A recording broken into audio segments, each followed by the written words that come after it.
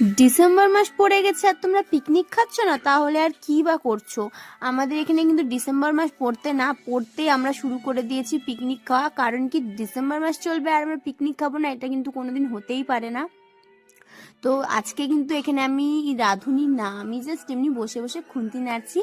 আমার একটা দিদি ছিল, সে কিন্তু রান্না করেছিল, সে সত্যি খুবই ভালো রান্না করে।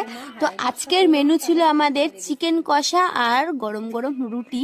তো প্রথমে কিন্তু আমরা এখানে চিকেনটা রান্না করে রেখে দেবো, তারপর রুটি বানাবো। তো চিকেন কিন্তু এখানে রান্না করা হচ্ছে, মশলা কষানো হয়ে গেছে, এখন চিকেনটা দেওয়া হচ্ছে। তো যে যেরকমভাবে চিকেন রান্না করে এইভাবেই রান্না করা হয়েছিল ওই দিন চিকেনটা, আর খেতে খুবই ভালো লেগেছিল। তো চিকেন রান্না হতে না হতেই কিন্তু বসে পড়েছি আমরা সবাই মিলে রুটি বানাতে। তো দেখো পিছন দিকে আমার একটা কাকি আর বৌদি রুটি ওরা বেলে দিচ্ছিল, আমি এখানে রুটি ভাজছিলাম। আর রুটি কিন্তু ফুলছিল দেখে আমার খুবই ভালো লাগছিল, কারণ কি আমি রুটি সেরকম একটা ভাজতে পারি না।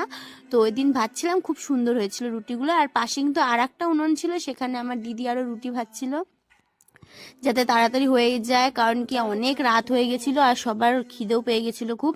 তো তাড়াতাড়ি রুটি বানানো হচ্ছে। রুটি বানানোর শেষে কিন্তু আমরা সবাই আগে একটু ডান্স করে নিচ্ছি, কারণ কি পিকনিক খাবার ডান্স করবো না, এটা তো হতেই পারে না। তো আমরা এখানে একটু সবাই এনজয় করছি। তো ডান্স করার পর কিন্তু এখন খিদে এত পেয়ে গেছিলো, কারণ কি রাত 12টা পার হয়ে গেছে। তো আমরা এখন এখানে খাচ্ছি, দেখো চিকেন কষা, স্যালাড আর নরম তুলতুলে গরম গরম রুটি। এত ভালো লেগেছিল খেতে।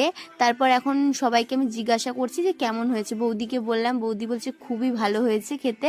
তারপর পাশে বুনু, ওকেও জিজ্ঞাসা করেছি, দাদাকে বললাম, তো দাদাও বললো খুব ভালো হয়েছে। তো আজকে তো আমাদের খাওয়া দাওয়া প্রায় শেষ। তো আজকে ব্লগটা এখানেই শেষ করছি, দেখা হচ্ছে নতুন একটা ব্লগে। তো তোমরা সবাই পাশে থাকো, সাবস্ক্রাইব